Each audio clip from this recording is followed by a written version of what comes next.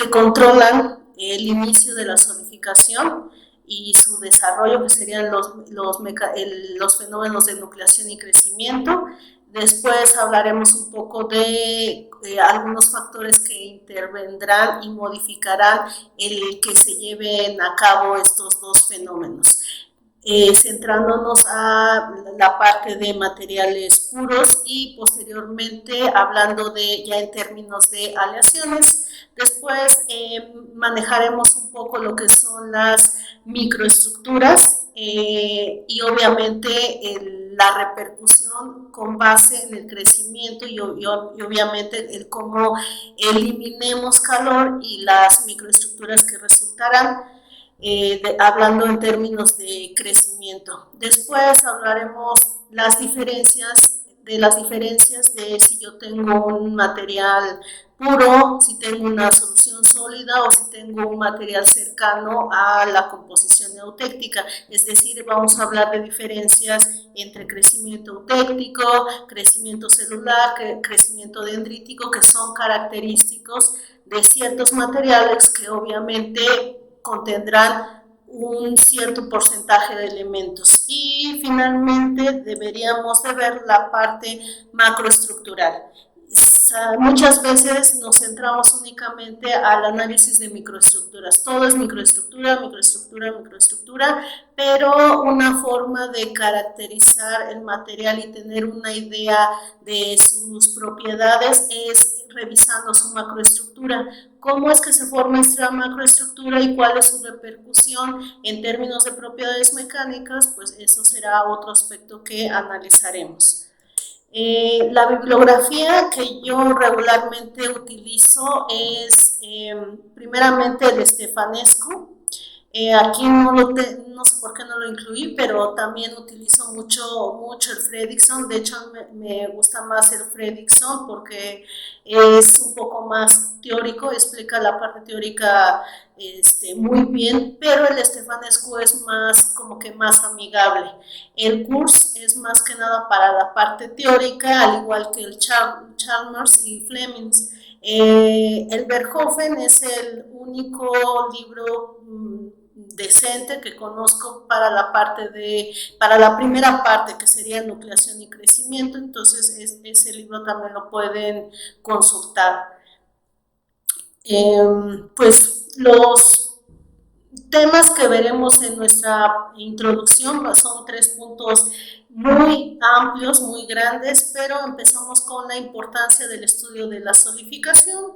Después veremos cómo se define en términos de transformación de fase y algunas características que están relacionadas más que nada a la parte termodinámica. Después nos seguimos con nucleación y finalmente solidificación de metales puros, en donde ya veremos algo como perfiles térmicos y obviamente naturaleza de la interfase que se genera una vez que tengo cierta transferencia de calor bajo ciertas condiciones. Pero antes de comenzar vamos a arraigarnos a procesos y de ahí sacaremos la importancia de estudiar la solidificación. Entonces, la importancia de la solidificación se puede ver desde 3 puntos de vista muy amplios. Con base en si yo soy ya un profesional que está ya trabajando en el área, si soy un estudiante o si soy un investigador.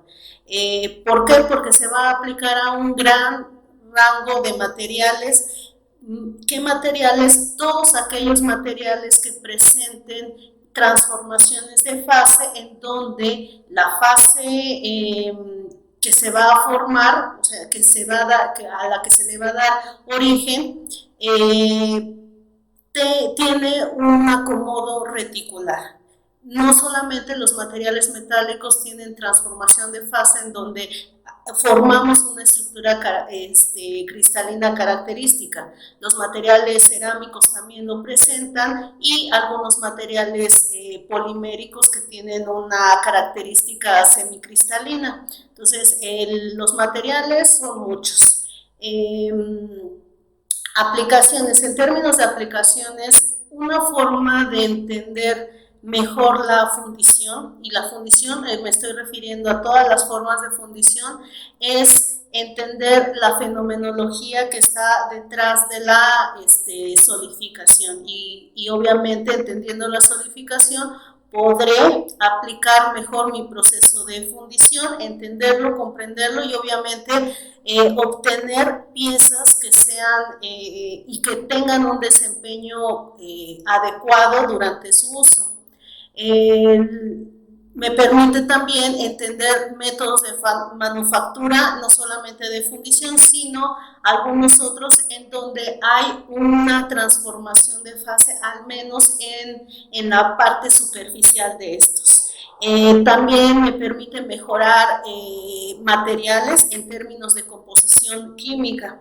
Si yo deseo obtener un material más puro, una de las técnicas para su purificación es controlando de forma localizada la fusión de un lingote, de una barra, de un tocho y arrojando las impurezas de ese material. Entonces también ahí interviene la solidificación y obviamente muchos de los procesos de manufactura, aun cuando no presente una transformación de fase completa, al menos de forma superficial, puede llegar a tener algún efecto la solidificación. Algo característico son los procesos de soldadura. No estoy fundiendo mi material en muchos de estos, pero de forma superficial hay una transformación de fase que repercutirá en la microestructura, al menos en ese punto que voy a obtener y obviamente en el comportamiento que presentará ese material.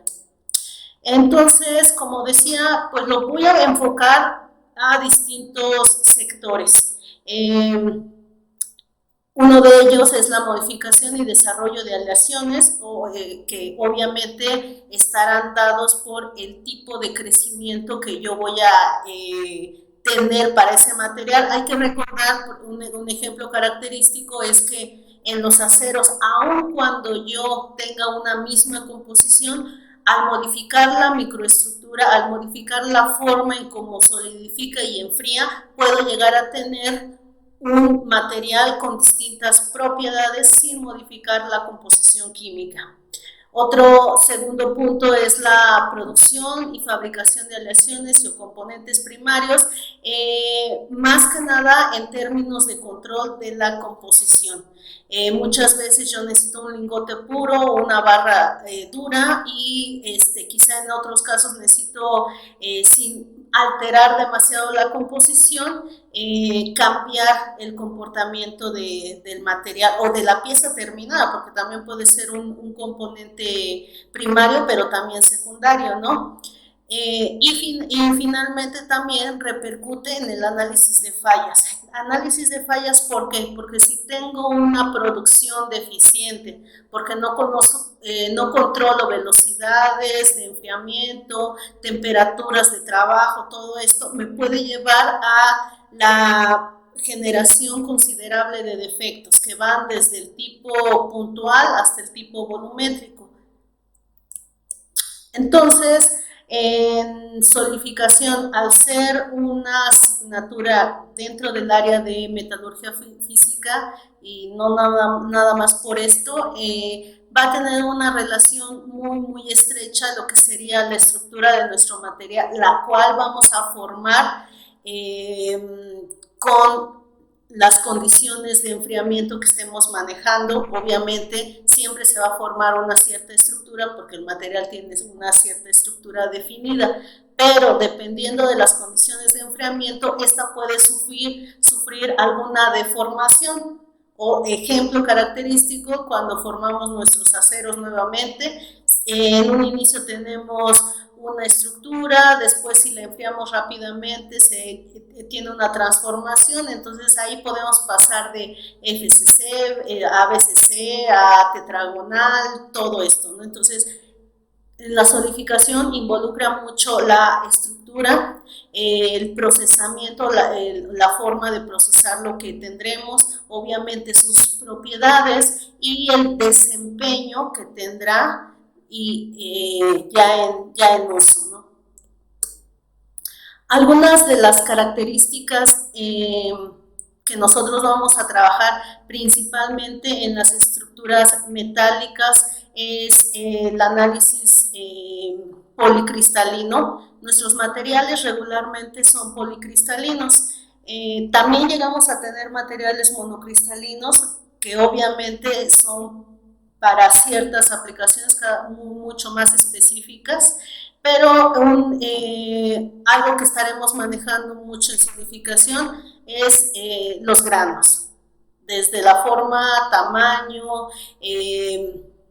los límites, si hay una homogeneidad, si hay esfuerzos, todo esto. Impurezas, como mencionaba, desde un nivel hasta el tipo volumétrico, ¿no? Impurezas que dependen mucho del material que estamos trabajando, de la cantidad en la que se van a presentar, concentración, la posición en términos de límites, si la encuentro dentro de un grano o dentro de una dendrita o la encuentro en el límite de estas. Dentro de los defectos micros y macros, los micros más conocidos obviamente son las dislocaciones que hasta cierto punto sabemos que si bien son defectos, nos ayudan a deformar el material sin alcanzar los esfuerzos teóricos. Entonces es una de las funciones de las dislocaciones, ¿no? Pero también tenemos fisuras o problemas de coring cuando tenemos variaciones en la concentración.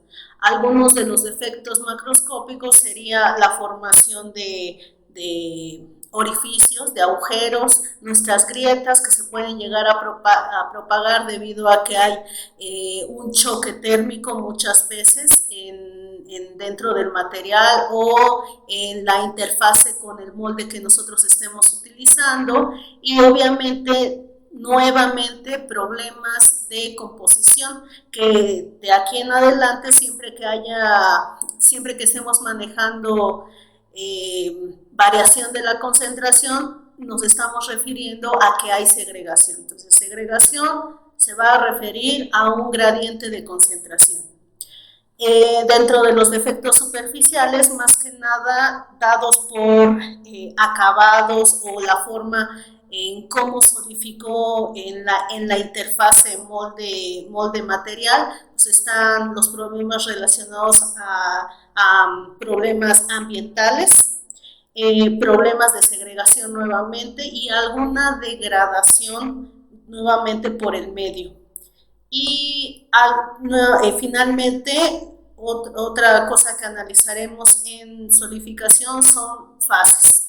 Fases y microconstituyentes. Aquí faltaría agregar microconstituyentes. Hay que recordar que no es lo mismo una fase que un microconstituyente, y el cómo estos se van a formar durante la solidificación. Si estoy hablando de un material, bueno, de una aleación que presenta un cambio, más he dicho, un intervalo de solidificación, ¿qué fase es la que se va a formar inicialmente? Después, cuál es la que se forma, si estas desaparecen, permanecen, dependiendo de la velocidad de enfriamiento, la velocidad de transformación y obviamente de la composición.